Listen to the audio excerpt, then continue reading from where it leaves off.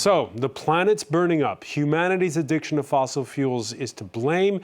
And the hosts of a crucial UN climate summit this year is the United Arab Emirates, a Gulf petromonarchy whose stated aim is a 25% ramping up of activity at its state oil company. In fact, it's ADNOC's boss, Prince Sultan Ahmed Al Jaber, who's official chair of the COP28 summit.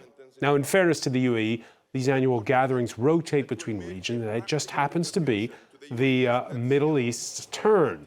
So, 1 year after Qatar's hosting of the World Cup sparked accusations of sports washing, we'll ask just how green Dubai will seem when the gavel comes down on a crucial gathering for carbon-cutting pledges and climate finance for developing nations. More broadly, what to make of a tiny federation of emirates positioned as a supersized oil giant and trade hub, which hosts U.S. military bases and sanctioned Russian oligarchs, which plows money into Premier League champions Manchester City and the brutal RSF militias in Sudan's civil war. Today in the France 24 debate, we're asking just how much influence can oil money buy? Joining us from Washington, Simon Henderson, director of the Gulf and Energy Policy Unit at the Washington Institute think tank. Welcome to the show. Hello. From Riyadh, Salman Al-Ansari, founder and president of the Saudi American Public Relations Affairs Committee. Riyadh, which we've just learned, is going to host World Expo in 2030. Congratulations, Salman. Thank you so much, Francois, and I'm glad to be back with you. From Brussels, human rights attorney Ben Keith joins us. Thanks for being with us. Good evening. And joining us from Paris, Anna Credi, professor of economics at the University of Paris-Dauphine. Welcome back to the show. Good evening, Francois, and everybody. Your reactions on the hashtag F24debate. Let's begin with this coming Thursday's opening of the COP28 summit. It's, as always, environmentalists versus oil executives. The pressure over a final communique over binding targets will come from both sides.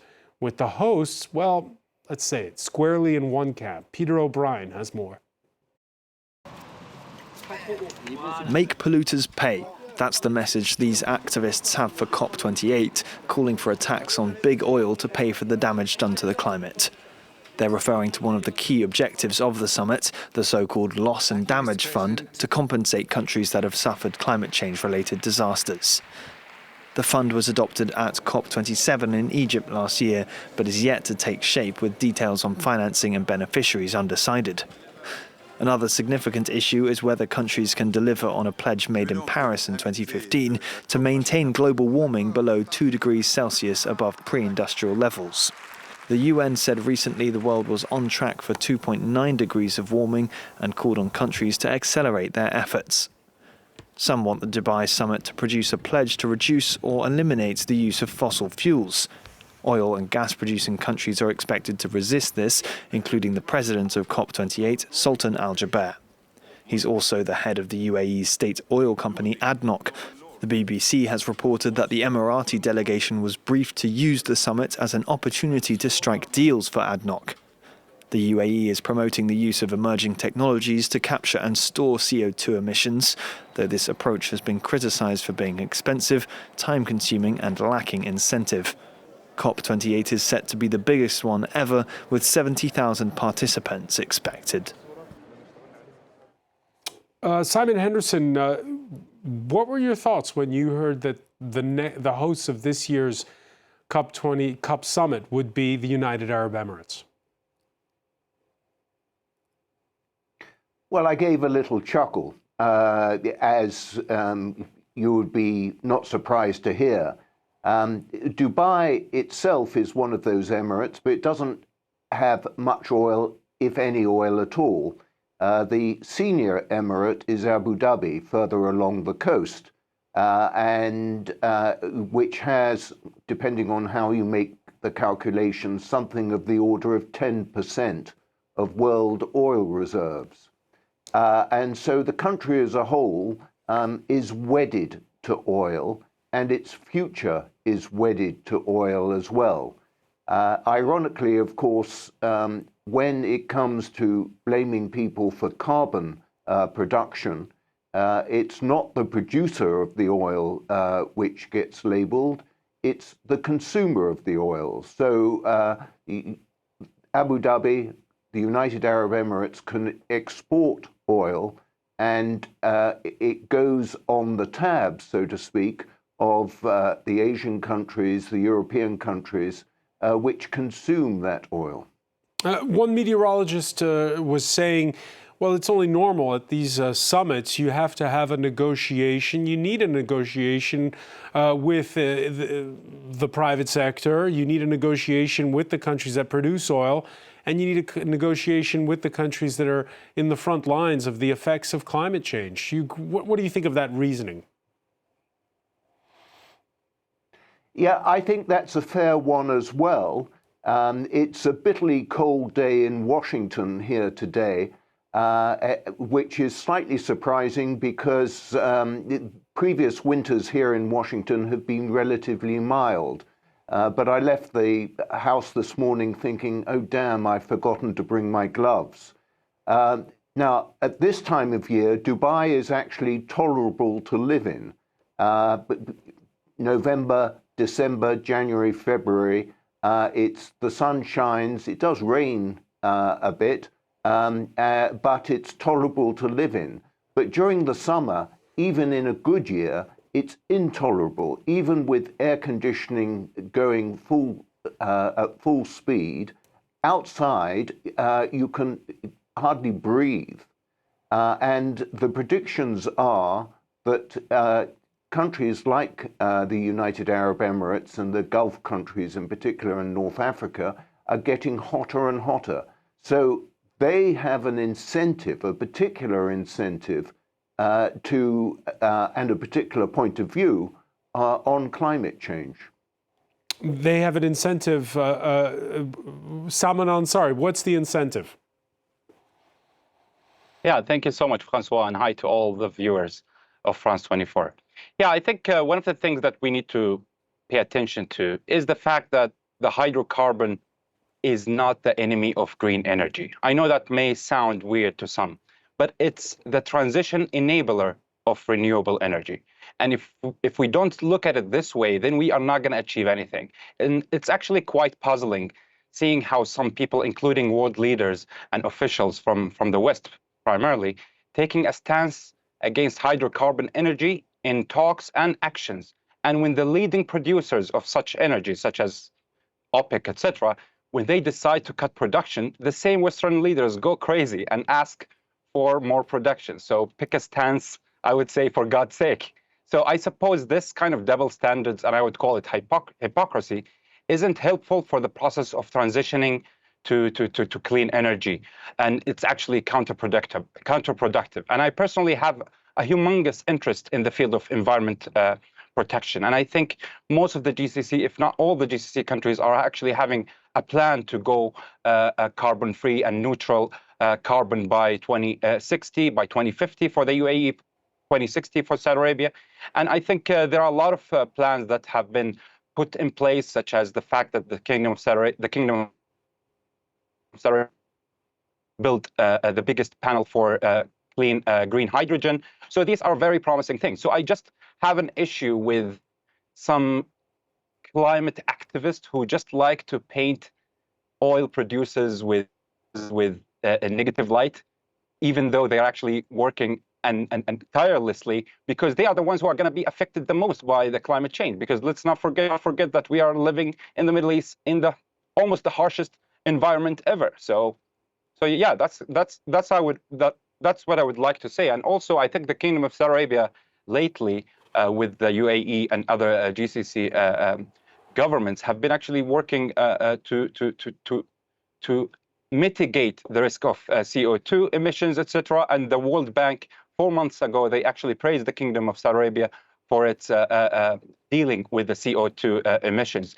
And there are a lot to do. The Saudi ambassador to the EU, Haifa al-Judai, she actually said that there are many initiatives between the Kingdom of Saudi Arabia and the EU nations to prevent the risks of climate change and have the opportunity to work together to reach common goals. So there are a lot of actually positive things that can come out of COP28, and I actually praised the United Arab Emirates for taking the lead when it comes to having some kind of practical and pragmatic, not ideological, pragmatic solutions for the climate change. So far, And they're we should not refusing. also- So far, Salman, they're refusing to put binding targets on. They've been resisting that effort to put binding targets on how we draw down our consumption of fossil fuels. That means actually we got to be responsible for every country in the world and how they consume the oil we give them. So that's actually a little bit is preposterous, to be honest. And I think when it comes to the consumption itself, as Mr. Simon has said, it is the responsibility of the consumer, not the producer, of how to deal with the gas and oil that you receive. And it's actually very interesting and amusing seeing a report just like 2 days ago, on the 27th of November, talking about like how the UAE is actually trying to export more gas to Germany, as if it's a bad thing. So imagine, like Germany, the one that is actually burning coal right now, and gas is considered to be one of the cleanest among the hydrocarbon energy. So I think the idea So the of onus blaming is what you're saying. The onus is on the consumer, not necessarily on the producer. The Paris-based International Energy Agency estimates that to meet the climate goals set out in the 2015 Paris Agreement, the planet needs to cut production of fossil fuels by 25% before the end of the decade. 25% is how much the UAE aims to increase its oil capacity in just 4 years, by 2027. This is through ADNOC, the state oil company, with the construction of a second LNG, liquefied natural gas export plant in the seaside emirate of Fujairah. Anna Credi, do you agree that we're putting too much of the onus on the oil producers? You can't blame the United Arab Emirates for sitting on huge oil reserves?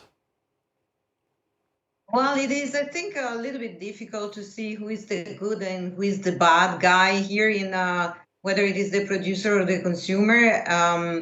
Let's look at what is going on. So we have to make effort on all the sides possible. We need also the governments to be into this dialogue and to have coherent policies.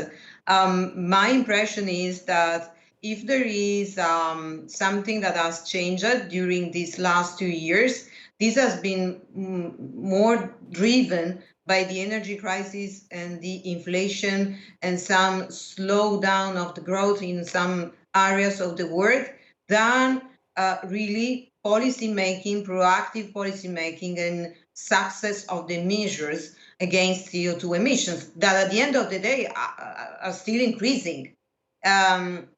So the stocktake entering now in the COP is that the CO2 emission during 2022 have increased by 1%. And it is still something that is not helping us, whether it comes from production or consumption. This is the reality. And we had a turmoil of energy, the energy crisis that, as you were saying, so it has switched from gas to coal in some regions. At the same time, the energy prices were very high, so this has contracted a little bit the industrial demand, and maybe it has made a balance. Renewables, yes, they can help. They are increasing, but they are not yet to the point to really substitute fossil fuels. We also had aviation that has rebounded. We had some, different phenomena that buildings that have increased their demand, especially in the US. We also had the increase of the energy demand due to extreme climate events, as you were saying, both on the heat waves and on the other side on the hot waves. So I'm not so dualistic in the sense of production or consumption, but we all we have to increase our efforts.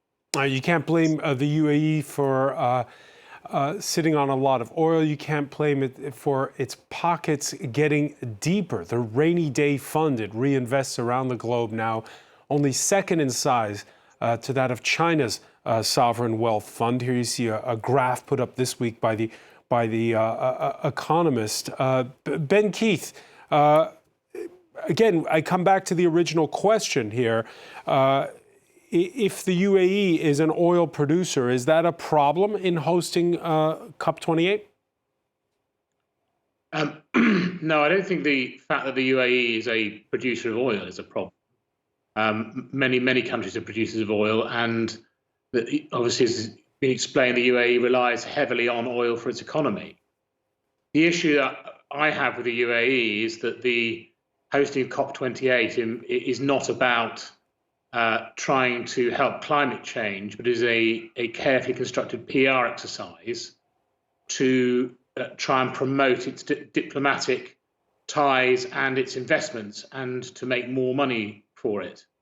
And that is the purpose of holding COP28 for the UAE. But just to be clear on this, Ben, every one of these climate summits, you have all the big industry executives who show up because they're lobbying. And that happens at every one of these summits. So if there's a sidelines meeting to cut deals, is that a problem? The problem is that the UAE are using this as a front in order to market their oil, and that they have no intention of assisting in the climate change. It's simply a PR exercise for them. And we've seen that this week. I've been trying to raise awareness of the fact that the UAE's human rights record is absolutely appalling, with arbitrary detention, mistreatment of workers, and regular people trafficking. And we've seen them snub the global sanctions against Russia by allowing Russia to circumvent sanctions through the UAE. It's all about money and power, and what is good for the UAE in terms of those things, rather than what is good for the climate. And that dishonesty is at the heart of everything that UAE does, which is to put a facade on the show of COP28, which I'm sure they're doing a very good job of, while behind the scenes people's human rights are attacked, and they are in fact using it to promote the further sales of oil, rather than to actually make a real tangible difference to climate change. Simon Henderson, you agree? It's a sentiment that I've been watching closely because, as suggested, the UAE isn't great on what the rest of us would call human rights. And the UAE is tightly controls the information which is published in the UAE, and yet it's chosen to host this event, which will therefore mean all sorts of extra journalists turn up in town, and those journalists will be telling the story that they discover, and for the audience, and writing it in a way for their audience back home. And this won't be terribly complimentary to the UAE. All this aspect of hypocrisy, etc., will be given play to the irritation of the UAE. And and the further dimension is that all sort of green activists who are the regular crowd which follow COP meetings will be there as well, hoping to observe events, demonstrate perhaps at events. Demonstrate is an interesting word to use in the UAE. They don't like demonstrations. And so if there are demonstrations, there's the prospect that people might get arrested.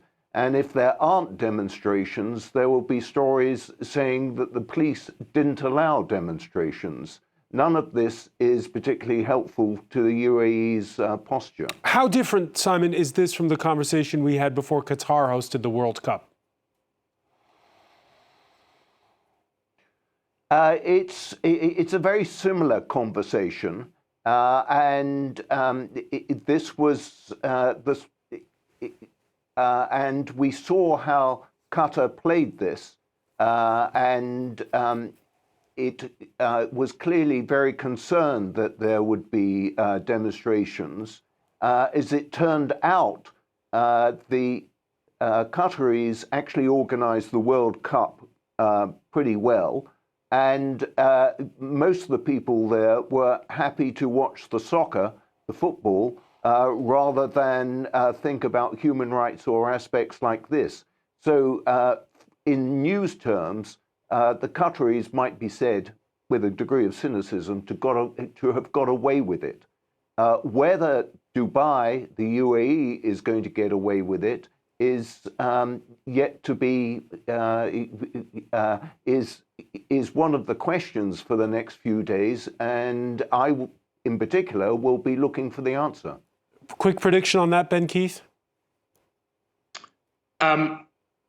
We know that the UAE use very advanced surveillance mechanisms, and that journalists have been required to register every single piece of equipment, serial numbers, etc., which will give access to the government of all of those electronic materials. And I've spoken to a lot of very senior journalists who are very concerned about their safety, and will be very careful about what they write whilst they're in the UAE. Whilst they might write more critical pieces when they are back home, I know that many journalists are concerned about writing anything remotely critical whilst the COP is in fact going on and they have journalists in country.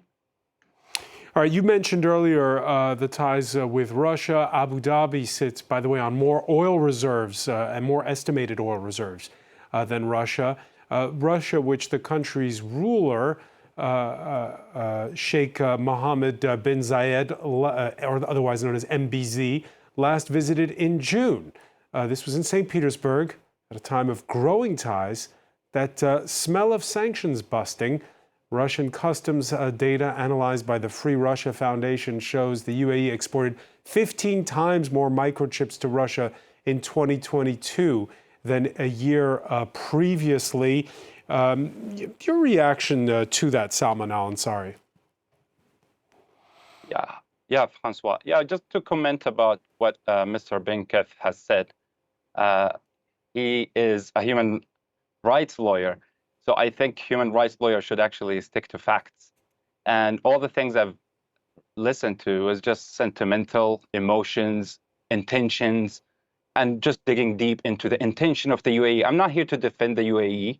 I'm a Saudi, and I'm very proud of all the GCC countries and the way they manage the things. But I think it is very expected to see some kind of hatred towards any success story in the GCC and in the Arab world. We are very accustomed to see this. We are very used to it. So I think it's fine. But we need to just listen to the facts. And I didn't hear one single fact. He just jumped from the climate change to human rights to other things, even though there are a lot of people, Westerners, who have been to the GCC, to the UAE, to Saudi Arabia, and they have said it clearly that they have seen more safety, more security, more human rights than so many different Western countries. But we're not here to discuss. Hang on, you're saying there's more human rights in the UAE than in most Western countries? Is that what you said? Absolutely, absolutely. Because the way you see human rights is very different. You see it as freedom of expression, say whatever you want, insult anyone you want. That's not how the Arab cultures is conducting its societal processes and fabric. What we are here, we are talking about health care, free healthcare, free education, safety, security. So many people actually have visited the region, and it's open for tourism, it's open for business, and so many people have actually witnessed that by themselves. I know that may sound a little bit too much and hyperbolic to some who haven't visited the region, but we are fine with that, because one day the truth will be revealed and will be known. But I'm not here to discuss this. I'm here to discuss things that matter, which are related to the global all right, I was asking about Russia. I was asking about the sanctions busting, and it also, by the way, applies to taking on shipments of Iranian oil. But in this case, I was asking about Russia and the growing ties, it seems, between the United Arab Emirates and Russia. Yeah, I think the United Arab Emirates, just like any other country in the world, has the absolute rights to diversify its strategic relations with everyone, including Russia. Why is it okay for some countries to have some relations with Russia and some don't? So I think the idea of having this kind of patriarchal kind of aspect of or view of looking at the GCC of how they should be somehow be fixated with the Western camp is just out of date. It should not be thought of anymore. Right now, we are living in a multilateral world. We are living in a world where every country has the absolute right to strengthen its strategic relations with everyone. I'm not here to, as I said, I'm not here defending the UAE. I'm not here defending Saudi or the GCC. I'm just talking about facts. Every country has the right to diversify its relations and to take its strategic relations to another level. Will that come at the account of other countries? I don't think so, because every country can actually do business with everyone. Like the United States, for example, let me put it in that case to Anna Kreti.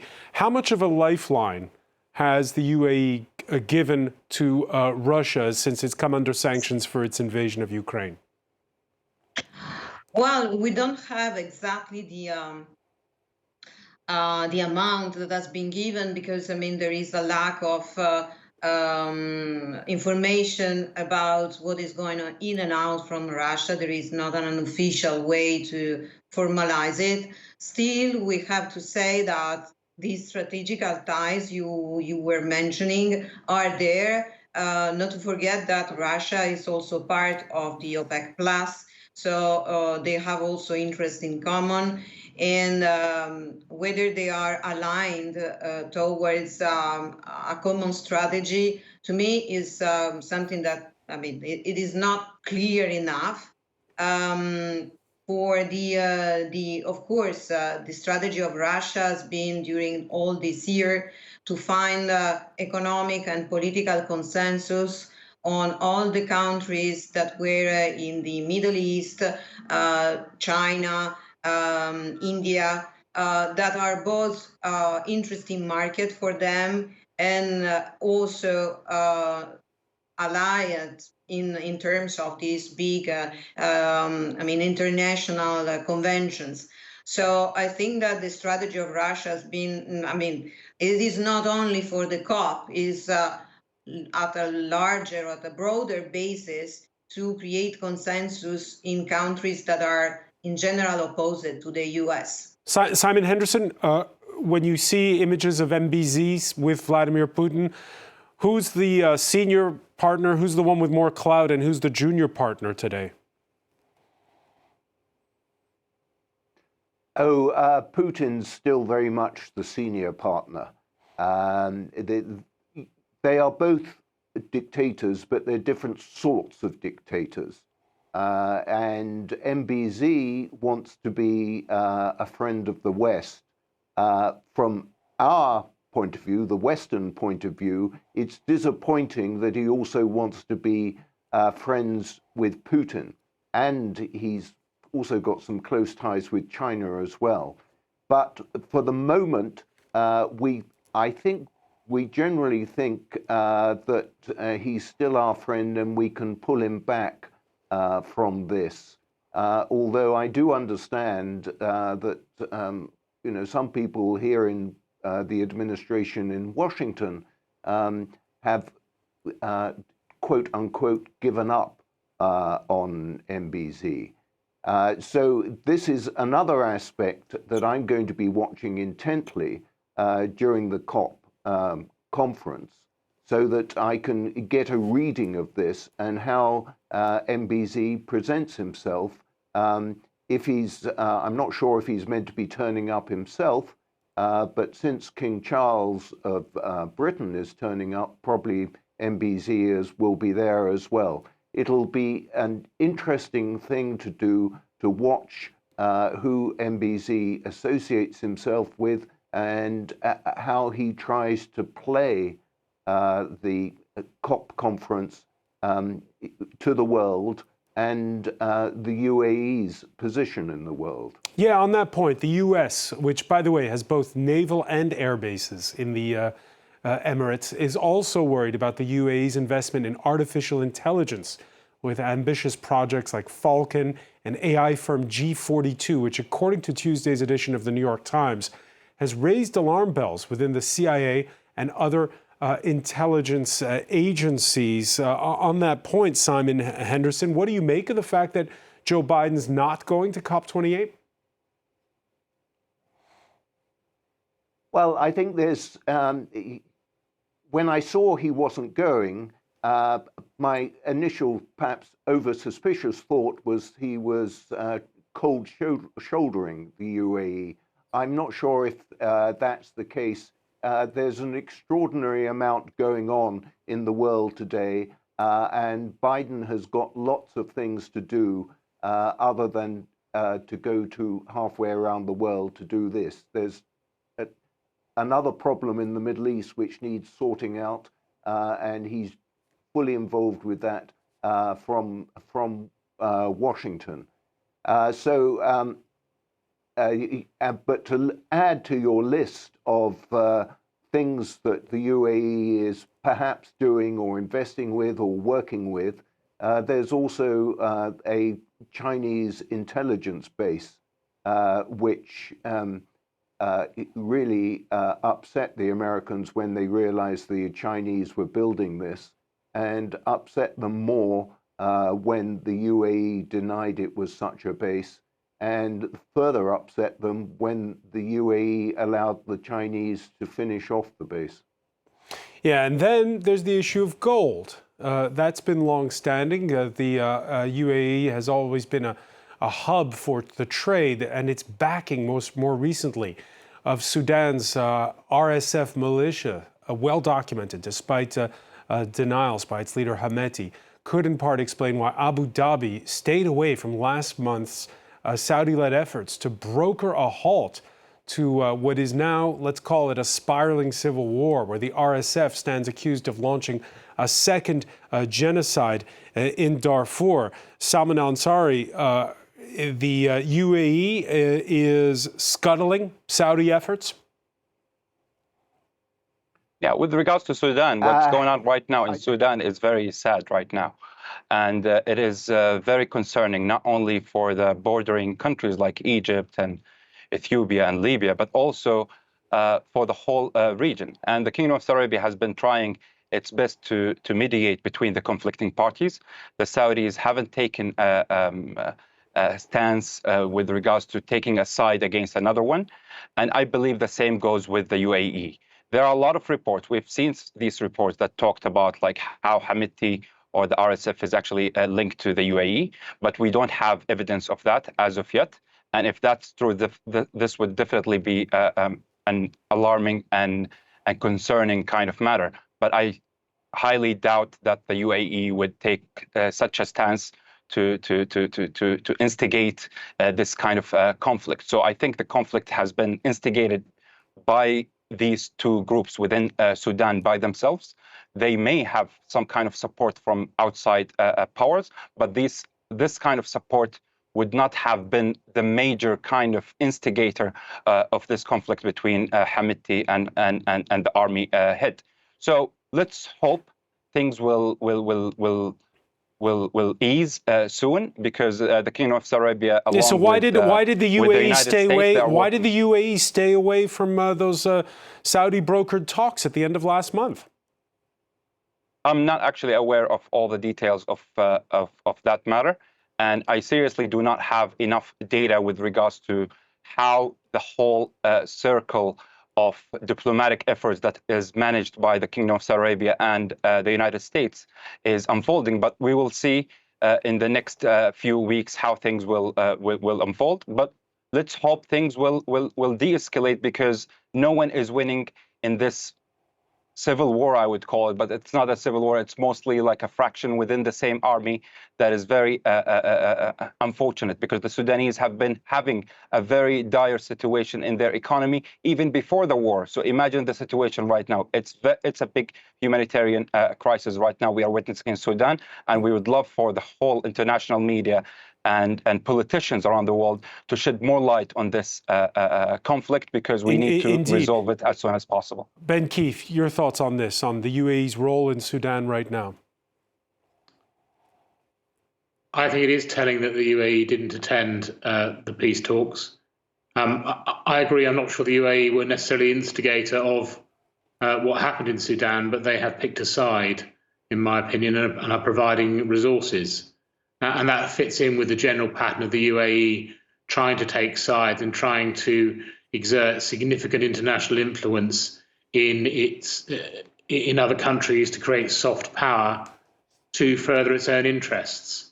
And I'm sure we'll find out more about the conflict in the UAE and others' role in it in the months to come.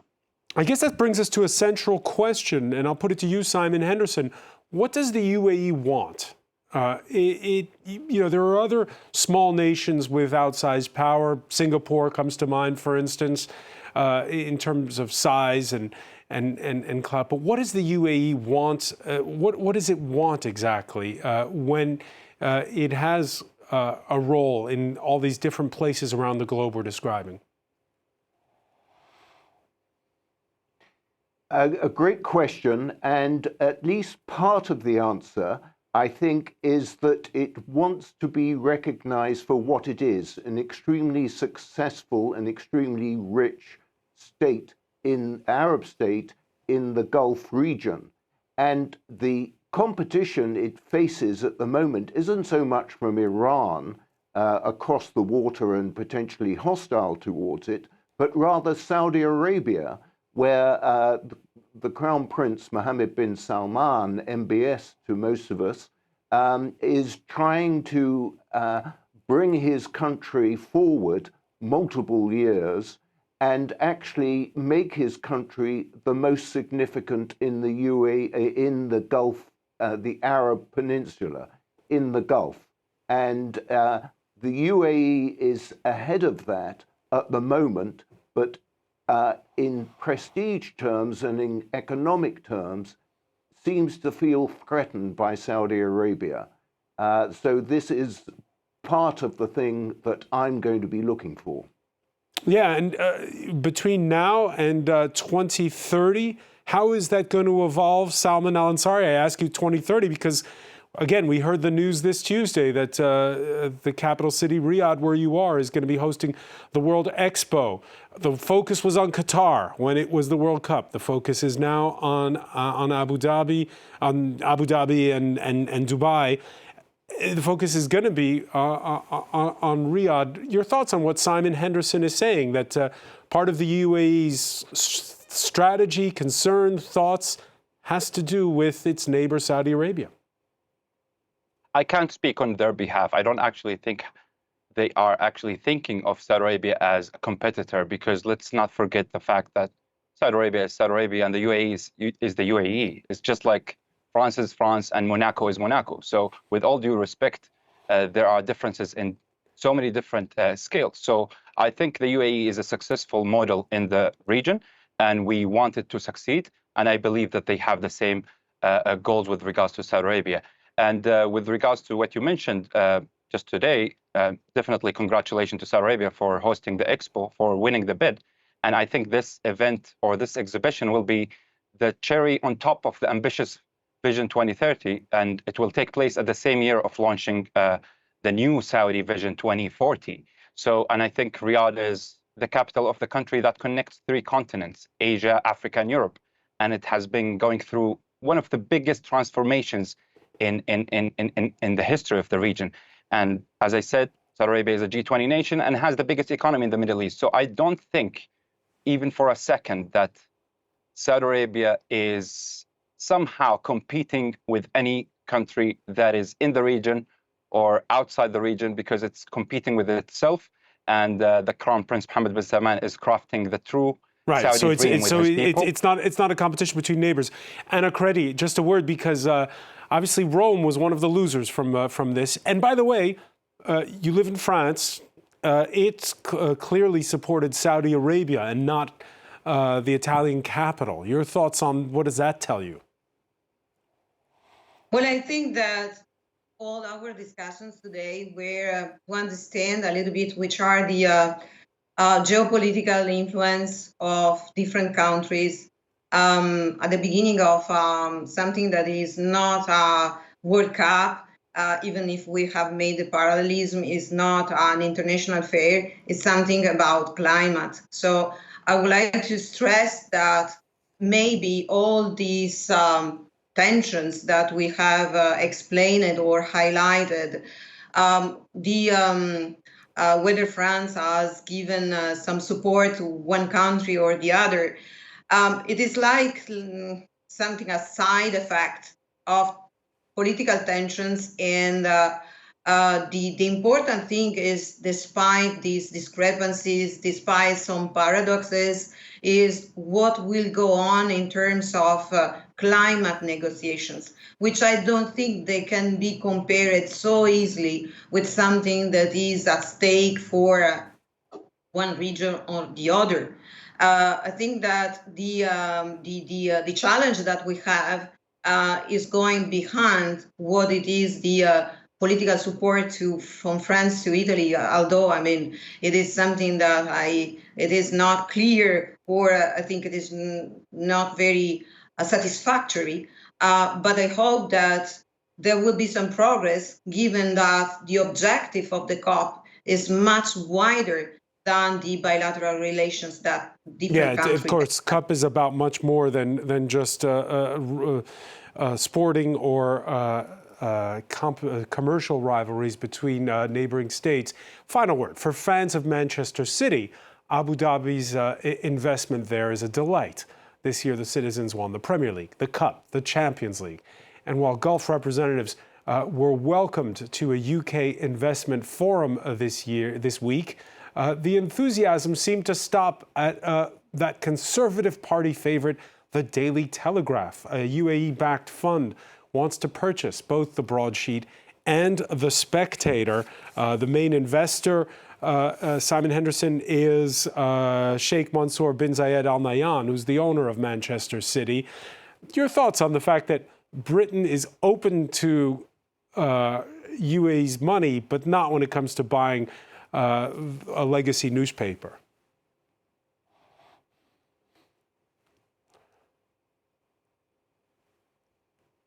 Which is part of the same concern, the Spectator. And I think this is really a concern about freedom of speech, and the understanding from London that the UAE might have money, but it also wants control. And Britain has a very well-established and lively political media, which comments on a multitude of things, criticizes the government, criticizes the opposition, hands out praise occasionally. But this is an anathema to the UAE, where they don't like criticism of the government. So there's a fear that a UAE purchase of the Telegraph Group would actually diminish freedom of speech in Britain, and that's why there's so much pushback. Noise in London. We're going to have to leave it there, unfortunately, because we're running short on time. Much more to talk about. Simon Henderson, I want to thank you so much for joining us from Washington. Ben Keith in Brussels, Anna Credi in Paris, Salman Al-Ansari in Riyadh. Thank you for being with us here in the France 24 debate.